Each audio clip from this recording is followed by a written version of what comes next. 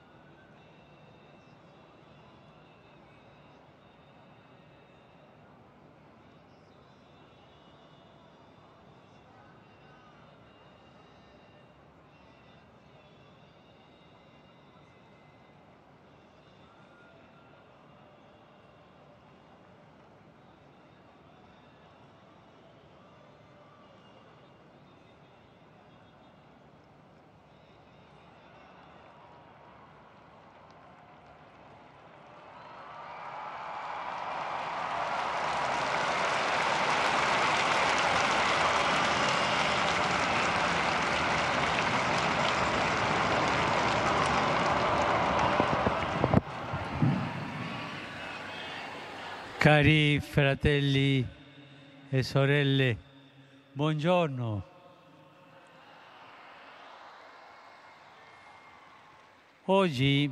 Aujourd'hui, en Italie et dans d'autres pays, on célèbre l'ascension de Jésus au ciel qui a eu lieu 40 jours après la Pâque.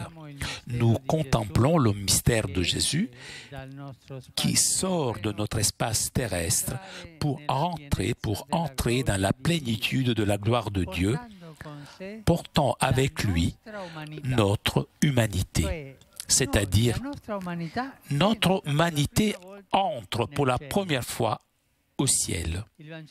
L'évangile de Luc nous montre la réaction des disciples devant le Seigneur qui se sépara d'eux et il était emporté au ciel. Il n'y avait pas chez eux de la peur ou égarement, mais ils se prosternèrent devant lui, puis ils retournèrent à Jérusalem en grande joie. C'est le retour de celui qui n'a pas peur de la ville, qui avait refusé le maître, qui avait vu la trahison de Judas, la trahison de Pierre, avait vu la dispersion des disciples et la violence d'un pouvoir qui se sentait menacé. À partir de ce jour, pour les apôtres et pour chaque disciple du Christ, il a été possible de vivre à Jérusalem et dans toutes les villes du monde, même les plus troublées par l'injustice et la violence, puisque sur toutes les villes, il y a le même ciel et chaque habitant peut lever le regard avec espoir. Jésus, Dieu est homme vrai. Avec son corps d'homme, il est au ciel. C'est notre espérance.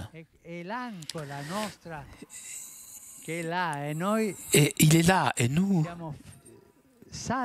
sommes forts dans cette espérance si nous regardons le ciel. Dans ce ciel habite ce Dieu qui s'est révélé lui-même si près de prendre le visage d'un homme, Jésus de Nazareth. Il reste à jamais le Dieu avec nous, l'Emmanuel. Et l'Emmanuel, il faut rappeler cela, Dieu avec nous. Et il ne nous laisse jamais seuls. Nous pouvons regarder en haut pour reconnaître devant nous notre avenir. Dans l'ascension de Jésus, le crucifié et ressuscité, il y a la promesse de notre participation à la plénitude de la vie avec Dieu. Avant de se séparer de ses amis, Jésus se référant à l'événement de sa mort et de sa résurrection, leur avait dit: à vous d'en être les témoins, c'est-à-dire les disciples, les apôtres, sont les témoins de la mort et de la résurrection du Christ, et même de l'ascension du Christ. En effet, après avoir vu leur Seigneur monter au ciel, les disciples retournèrent à la ville en tant que témoins qui, avec joie, annoncent à tous la vie nouvelle qui vient du Christ ressuscité, au nom duquel seront proclamés en son nom pour le pardon des péchés à toutes les nations. C'est le témoignage. Le témoignage fait non seulement avec des paroles, mais aussi avec la vie quotidienne. Le témoignage que chaque dimanche devrait sortir de nos églises pour rentrer pendant la semaine dans les maisons, dans les bureaux, à l'école, dans les lieux de divertissement, dans les hôpitaux, dans les prisons, dans les maisons de retraite, dans les lieux bondés d'immigrés et dans les périphéries des villes. Ce témoignage, nous devons le porter chaque semaine. Le Christ est avec nous. Jésus est monté au ciel. Il est avec nous. Le Christ est vivant. Jésus nous a assuré que dans cette annonce et dans ce témoignage, nous serons revêtus d'une puissance venue d'en haut, c'est-à-dire avec la puissance du Saint-Esprit. Ici se trouve le secret de cette mission, la présence parmi nous du Seigneur ressuscité, qui, avec le don de l'Esprit, continue à ouvrir nos esprits et nos cœurs pour annoncer son amour et sa miséricorde, même dans les milieux plus réfractaires de nos villes. Et le Saint-Esprit est le véritable architecte du témoignage multiforme que l'Église et tous les baptisés font dans le monde. Par conséquent, nous ne pouvons jamais négliger le rassemblement dans la prière pour louer Dieu et pour invoquer le don de l'Esprit. Cette semaine, qui nous amène à la fête de la Pentecôte, nous restons spirituellement dans le Cénacle avec la Vierge Marie pour recevoir l'Esprit Saint. Nous le faisons encore maintenant en communion avec les fidèles rassemblés au sanctuaire de Pompéi pour la traditionnelle supplication.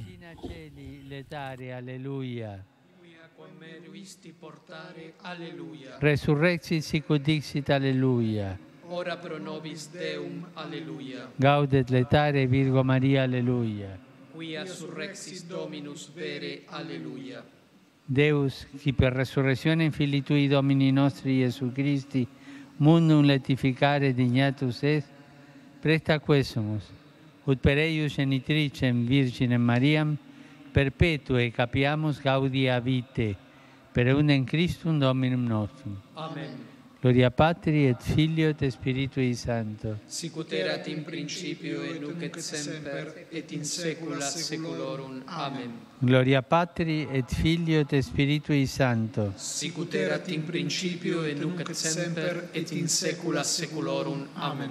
Gloria Patri et Filio et Spiritui Sancto. Sicut erat in principio et nunc et semper et in saecula saeculorum. Amen. Pro fidelibus defunctis, requiem aeternam dona eis Domine, Et lux perpetua luceat eis. requiescant in pace. Amen. Sit nomen Domini benedictum. Et sos nunc et usque in saeculum. Aiutorium nostrum in nomine Domini. Qui fecit celum et terram. Benedicat vos omnipotens Deus, Pater et Filius et Spiritus Sanctus. Amen. Grazie.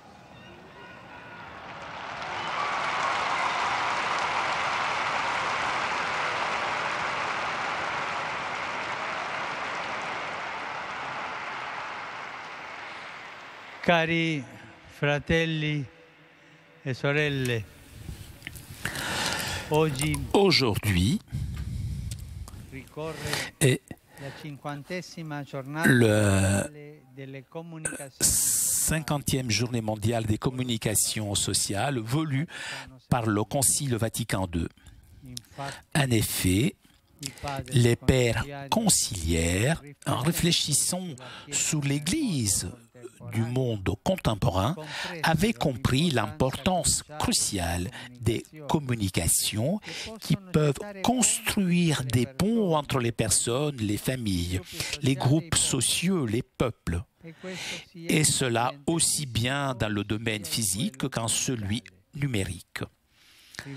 J'adresse à tous les opérateurs des communications mes salutations cordiales et je souhaite que notre façon de communiquer dans l'Église ait toujours un style évangélique clair, un style qui pourrait donc unir la vérité et la miséricorde.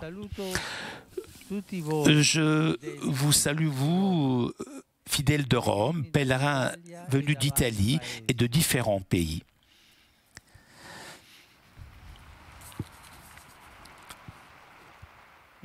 Je salue tout particulièrement les fidèles polonais de Varsovie, Lowitz et Ostroda.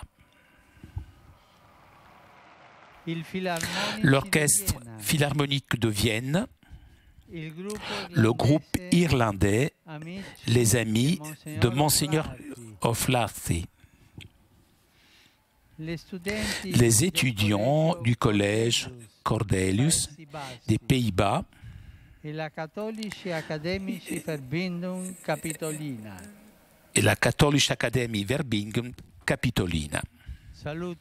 Je salue les participants à la marche pour la vie, les amis de l'œuvre Don Folci et del Preseminario Saint-Pie X, les scouts d'Europe, de Rome et le nombreux candidats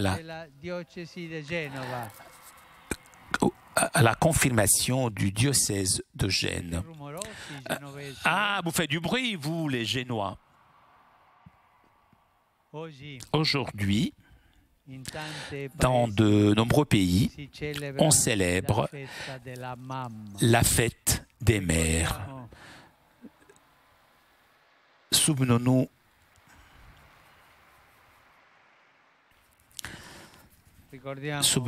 avec gratitude et affection toutes les mamans, celles qui sont ici aujourd'hui présentes sur cette place, nos mamans, celles qui sont encore parmi nous et celles qui sont déjà parties au ciel. Et nous les confions à Marie, la mère de Jésus. Et ensemble, pour toutes les mamans, prions le Je te salue Marie. Piena di grazia, il Signore è con te. Tu sei benedetta fra le donne e benedetto il frutto del tuo seno, Gesù. Santa Maria, Madre di Dio, prega per noi peccatori, adesso e nell'ora della nostra morte. Amen.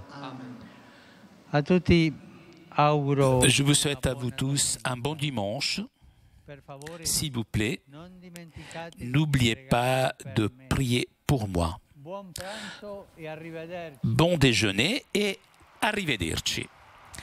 Chers amis, nous arrivons à la conclusion de notre liaison avec Rome. Un grand merci à Vanina qui était aujourd'hui à la technique. Merci aussi à nos amis d'Immédiat, ainsi que CTV pour ces images. Prochain rendez-vous avec le Saint-Père mercredi prochain pour l'audience générale vers 9h45. En attendant, je vous souhaite un très bon dimanche, un bon déjeuner et à très bientôt sur KTO.